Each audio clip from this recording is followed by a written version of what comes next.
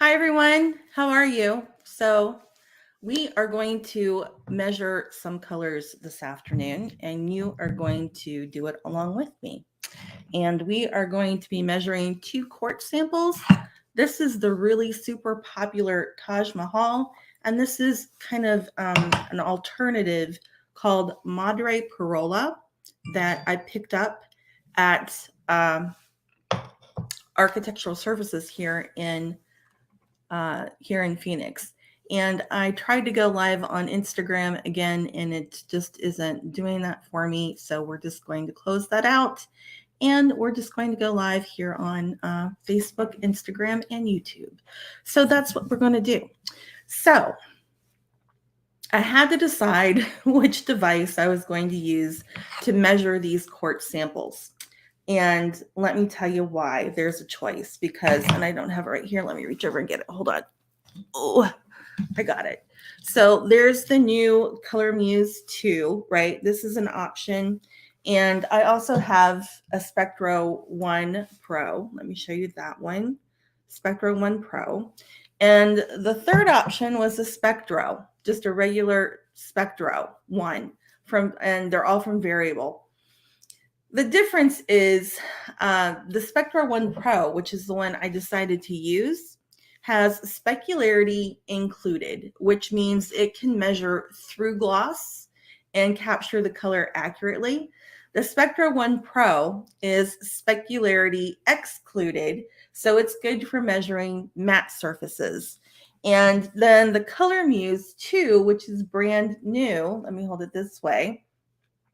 This one will actually measure in gloss units and give you a sheen reading on that app. So I was kind of like, what am I gonna, because the Color Muse 2 is new, and this is the first time I've had a choice, and I had to think about it because there's a factor of gloss with Color Muse 2, but I really think I'm going to stick with the Spectra 1 Pro, which measures through gloss to capture the color accurately. And the Spectra 1 Pro is the one that I use most of the time anyway. Like I do a lot of work for HOAs, especially up in Scottsdale. There's a lot of color code restrictions up there. And there is also, I also work for a handful of builders here in the Phoenix metro area and Arizona, actually. And I have to measure the exterior finishes and materials to make sure that they fit the color code and restrictions, the CCNRs, for not only the HOAs, but also the respective cities, because some of the cities have color restrictions and color codes. The city of Scottsdale is pretty comprehensive, and it can be hard to find paint colors to fit within their parameters. And I've spoken with them several times. They actually, I kind of trained them on how to use a Color Muse so their city inspectors can measure color on their own too. And you guys can look it up on the internet if you want to, but the city of Scottsdale requires an LRV below 35, but then they also require a Munsell value below 6. And I've mentioned and kind of strongly suggested that that's not necessary. You need to just pick one control for luminance. Either go with Munsell value or go with light reflectance value. You don't need both. Because to tell you what, trying to find paint colors that fit into both categories for value under 6 Munsell and an LRV of 35 or less narrows the list. But that's what it is. That's what they're doing. And I don't think that's going to change anytime soon. So that's kind of how I landed back at Spectra 1 Pro. This is kind of my tried and true. I'll put a link here in the comments. Let me see if I can do that. There we go. There's the link. And I will also put it in the comments below the video too. you can get that directly from Variable. That's not coming through Amazon. The last time we talked about the Color Muse 2, which you can only get from Amazon. So lots to keep track of there. So let's get going. What do you say? Let's measure some colors. I'm going to launch my app. I have my phone. I'm going to launch my app in my phone, and I have to connect my device. That's what it looks like when it's connecting. And I have to select that device. It comes up with the serial number. And I use the compare feature, which is right down here. And there's my window. There's my working window. And we are ready to measure.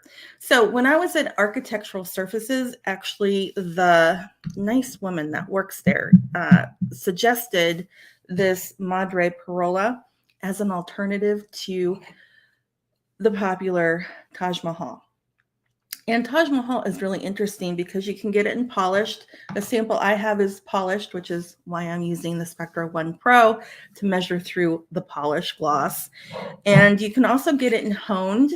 And Taj Mahal also comes in a natural stone, and this is quartz. And of course, they didn't have samples of the natural stone. So it's like, that's fine. I'll just take the quartz because this is all I'm doing with it today. I just want to measure some color with you guys. When I looked at the larger slab at Architectural Surfaces, the quartz sample is interesting because there's like little smatterings or splatterings of some rusty orange throughout the Taj Mahal, which I kind of wasn't expecting. I hadn't noticed that in other samples I had seen. Maybe I just missed it, but you definitely want to check out a whole slab. That's just a rule of thumb anyway. You never choose a quartz sample from a square like this. Okay, so we're connected. My app is launched, and I'm anxious to see if I think that they're the same colorways, like the Madreperola or the Taj Mahal. And I think that's why she suggested this one as an alternative. And the biggest difference between the two, I'll hold them up so you can see them, is the Madreperola, which is right here, has a lot more pattern and movement to it. And the Taj Mahal is definitely more quiet, a lot less pattern, but I wouldn't say less color, right? They both have creams and kind of creamy grays. Then I think they're going to end up in the yellow hue family. But one isn't more colorful than the other. One just has more pattern and movement than the other. And I would probably go with the Madreperola, the heavier pattern, if you were going to take your quartz up the wall and use it as a backsplash, because I think that would look really pretty. And I would probably go with the quieter pattern if you were planning on doing a tile backsplash. So then they wouldn't compete so much, All right, so I'm going to take my Spectra 1 Pro, and what shall we do first? I think we are going to do. I'm kind of like into this little bits of orange in the Taj Mahal, and I want to see what we have. So we're going to start with that, and let's see what we get. So when I measure the color, and that's what I thought. When I measure the color, I am looking for the LCH values in the app, which is actually the second window. And I'm going to show you that here in a minute. I need to get my Spectra 1 Pro in the right spot so I can kind of capture this area of color that I'm looking at that I want to capture. And it can take a couple tries to get where you want, especially if it's a small detailed pattern. So I'm getting like 89, 90s right around this area. And I usually do. I don't just take the first reading. I usually scan, a few times till I know I'm on the color that I'm looking for. And I usually probably do it too many times. You can do it a lot faster than I'm doing. But I really want to see this one color because I'm curious what it is. And I think we got it. Okay, we're coming in around 89, 90 for these colors. And when we look on the app, so the first window is LAB in the Spectra 1, the Spectra 1 apps. And then when you go to the second window, that's where you see the LCH values. We're looking for this H value. So it's coming up around 96. I got an 89 once. So it's like 89 to 95 is probably the average. And when you take multiple scans, like I'm doing, and you take multiple scans and then you average them, and that's called multi-point averaging. And that's probably the best way to measure, to use one of these devices on things that have multiple colors in it. Pick out some strategic areas and take 5, 7, 9 scans and then kind of take an average of those readings, and that's a good hue angle to go with. Because I tell you what we're doing with the hue angle once I settle on an average is we're going to go over to the paint color DNA table, and then we're going to find paint colors that will coordinate, that will harmonize with these samples, and they're going to harmonize, guaranteed to harmonize with these samples because they have the same hue family, right? And that's where color harmony comes from. Color harmony is based on color relationships. So if there's a thread of color relationship, you have color harmony. And the same hue family is most definitely probably the most basic thread of color harmony you can have. There we go. We came up with 90 degrees. So I'm pretty happy with maybe 89 to 94 is what we're going to search for. Paint colors with a hue angle of 89 to 94. And that was for Taj Mahal.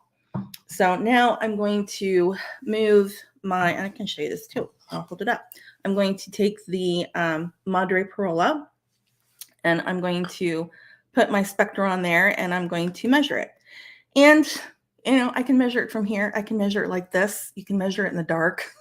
You don't have to have good light. It's 4 o'clock in the afternoon for me. So I have really great light coming in my window in the afternoon here in my office, and I absolutely love that about this house. And so that's awesome, but I don't really need it to use my spectros to measure color. So normally, kind of old school, if you're doing color consulting analog old school, you have to worry about what time of day you show up at someone's house. It's like, there's a window, like there's a classic window people talk about between 10 a.m. and 2 p.m. So you can be there when the light is the best for you to take a look at colors and paint colors. But really, if you're doing it old school, that's what you have to worry about, I guess. But if you've kind of caught up and are using modern color tools like the Spectra 1 Pro, you can get there anytime, 6 a.m., 7 a.m., which is really good for me here in Phoenix because people start like at 6 a.m. Some start earlier, and people are done working, especially in the summer, by like 1 or 2 in the afternoon. So, early morning, it doesn't matter. I can do it anytime. And when I'm working here at home, in my office, sometimes I can be quite a night owl. So if I feel like it at 10 o'clock at night, I can roll back here in my office and fire up my devices and measure whatever sample I need to, because the devices, all of them, have their own LED light source. And because of the way that they're designed, as you saw, when I held it up to this quartz sample, it blocks out all of the ambient light. So there's like, it's a color lab there and the end of these things. And you don't have to worry about ambient light. It doesn't matter. It has no effect on it whatsoever. So we're To recap, I was at 89 because, well, to recap for me, so I don't forget. Uh, we were 89 to 94 for Taj Mahal, and I measured the Madreperola while I was holding it up, and that came in at 90. And I'm going to try to get it on a darker spot. That was on a lighter spot. And that's what I mean by choosing strategic spots on this sample to measure. Get a lighter one, get a darker one, measure a medium spot, measure the main, the main primary one or two colors that are obvious. And it's coming out at 90 and 94 for the hue angle. And I'm going to measure a couple more spots because, I like to take several and then kind of do an average in my head just to be sure. And really, you could get away with doing at least two. The minimum I would do is two. 3 is a nice round number. I notoriously do it 5 or 6 times. And part of it is just because it's fun. Yeah, it's just fun. It's like mostly because it's fun. So this one's coming out pretty consistently at 93, 94. So it is the same color. The Madreperola is the same color as Taj Mahal. Now, one other thing I want to talk about before we go, another strategy that we often do, because at this point in time, we've measured probably thousands of samples, stone samples, siding samples, pavers. I mean, every exterior material you can name, we've measured it. Jake usually goes with me. He does the measuring. I do the averaging and thinking about what range I want to be in. One of the strategies we came up with, we figured out measuring all the samples that we've measured is the opposite side, the back side, or for stone samples in particular, the side of the sample is a good area to measure because it often has, well, not often, it's never glossy. Like this is the polished side. This is the unpolished side. So if you're using a color muse, which doesn't account for gloss, flip it over or measure the side and you'll get a better color reading that way. Then you'll know that the gloss isn't interfering with the measurement at all. And also on the edge and on the back, sometimes there's bigger splotches of color, so it's easier to pick out those strategic areas. Okay, so that's, we're good. I'm good with 89 to 94 in terms of hue family. So I'm going to share my screen and I'm going to take you over to the paint color DNA table. And we are going to enter these hue angles and go shopping for paint colors, because that's what's going to happen, right? When we enter the hue angle, I need to check my screen while I'm talking. You guys can see me. Hey, I'm still here and you can see my screen. So that's perfect. So I'm going to show you something in the tutorial accordion window. That's what this is right here. I have a video here that talks about hue value, chroma, and LRV and how you can use them as channels to dial into, really target the kind of color that you want. And there's also this basic filtering table that maps out all of the operations you can do in the filters of the table, which is below. And this is just a paragraph going into detail about hue value, chroma, and LRV. Okay, so here we are in the upper part of the DNA table. These are the filters, and I'm going to enter one of the operations. And this is how I do it. So I do a greater than and a less than sign, and then I put in 2 ampersands. And this just helps me get the format for the operation out of the way first. And then I can address that hue angle range that I was talking about. So I want it to include, and that's what the equal sign means, include 89 degrees.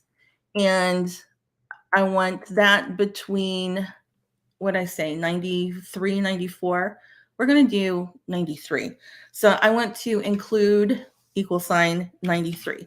So this operation is telling the filter in the table to look for all of the paint colors from all of the major paint brands that fit into the range of 89 degrees and 93 degrees, including 89 and 93.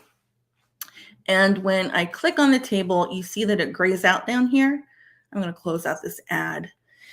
And I did something wrong. And that figures, doesn't it? I need to go look at the operation again. What did I do? I have this on the wrong side. So this is, I say it every time, you guys, but I don't have a plan when I do this. I kind of do this by kind of fly by the seat of my pants. It's kind of how I roll all the time anyway. But I don't get anxious about that. There's not a whole lot of stuff that takes a lot to like freak me out or make me anxious or nervous. I just, it's like, we're going to be okay. It's always going to be okay. This is just color, right? It's just color. Okay. So gosh, look at all the Dunn Edwards colors that pop up first. And I don't even have all of the Dunn Edwards colors in here. I'm actually talking to the local rep to see if they can get me their data so we don't have to measure the colors. Either way, either they're going to give me the data values you see here, or we're going to do it. I have Jake and Nick do it. So yeah, lots and lots of Dunn Edwards colors. So let's go up to the filters and let's focus in on a brand. What brand do you guys want to look at first? Let's choose Benjamin Moore. Click on the table, it grays out so you know it's working, and here we go. These are all of the colors that Benjamin Moore has that fits in between that range of 89 and 93. And every single one of these colors, because it's from the same hue family, will go with both of these quartz samples. Now, the one thing I'm seeing is these kind of saturated chroma, super chroma filled yellows, which wasn't what I had in mind. So let's go up here and adjust those chroma values. So I think a chroma less than 20. So we come up here to the C box, and I want it to be less than 20. And this is an LCH chroma, which is different from Mansell chroma, which is over here. I normally prefer to work in Mansell notations, but you need to know how to work in both. You need to understand the LCH color space, and you need to understand Mansell values too, because the apps that we're working with, they don't display Mansell values. They should, but Mansell scares people, right? It kind of scares them off a little bit because you have to be careful about how you do the conversion. And, there's all kinds of things to consider. You have to be careful how you do it. I'll just leave it at that. And you have to understand what you're doing to do that conversion. There is a website which absolutely, I don't know what I want to say about that. I would never recommend this website. How's that? That sounds nice. I would never recommend encyclocoloropedia.com. I think they use an eyedropper to just go lift RGB values from wherever they can find them, like brands' websites. And then they do conversions to different formats using RGB values, which is just, you shouldn't do that. It's not accurate. And their Mansell values, they do list a Mansell value on encyclocoloropedia.com. But that Mansell value, I don't want to make this too complicated. you can't use that Munsell value, right? That's the short answer. But what they do with the Munsell value is they tell you what the closest chip is in the actual physical Munsell atlas. So they're not giving you the Munsell value for like Greenwich Gate that we see up here. They are just telling you what the closest chip is in the actual physical Munsell atlas, which is, why would I care? That's of no value. I need to know what the Munsell value is for the color. And that's what you're going to find here on the paint color DNA table. I did all of the conversions myself, actually, for all 10,000 colors. I did the conversions because I don't trust anyone else to do them because there's one way to do it and there's only one right way to do it. And so, yeah, I don't have control issues or anything. No, not me. Not a perfectionist issue whatsoever. Nope. Kidding. So these are the colors that we can go shopping for. And it's really just it's that simple, you guys. It's that simple. And from Benjamin Moore, let's see. And all of these colors work with either sample because they both have the same hue family range, right? Between 89 and 93. So it's just a matter of how light or how dark do you want and how much color do you want? Do you want to go with something with super low chroma, like Grandma's China, which is one of my favorite colors. It's a full spectrum color, and it's so pretty. I love Grandma's China. Or do you want to go with something more gray, like Collingwood, which, yeah, it has a lot less chroma. Or, anything. You could go with Bear or Cream Froth. I don't know if I would go for these more yellowy colors, these higher chroma colors or not. Natural linen could be pretty. And while we're on natural linen, I want to point out the little asterisk that I have here because Benjamin Moore, with their last website update, actually finally notated their duplicate colors. So they have several colors that are the same color, but they have a different name and they have multiple names and multiple numbers. And that's what that asterisk means. And it means that there's another color with a different name, but it's the same color. This is a CC color. And I actually think it is called natural linen, but with a different number. So anyway, that's what that's about. Well, actually, no, it's not natural linen because it'd probably be here. I don't know. But that's what the asterisk means. That's if I would have a plan, that's one of the things I would be able to answer while I'm doing this, but I don't. So I don't know. I'd have to go look that up. And down here at the bottom, you can click on this little filter here, and you can expand the list to up to 100 colors at a time. So you can compare up to 100 colors at a time. Baby fawn would be pretty. I also love natural wicker. I can see that with both of these samples. So yeah, you can just you spend as much time as you'd like shopping for colors from the table. And then you can click on the Try It Now button. I'll do that so you can see it.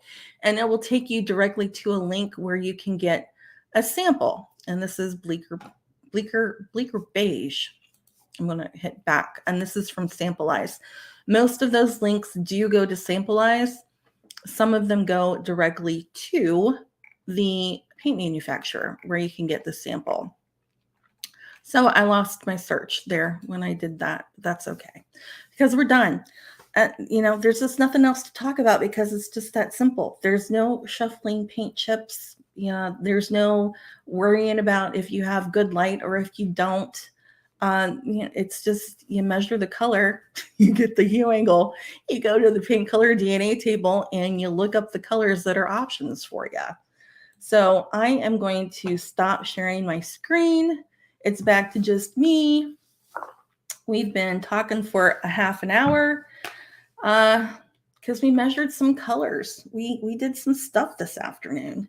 And so I'm going to let you go.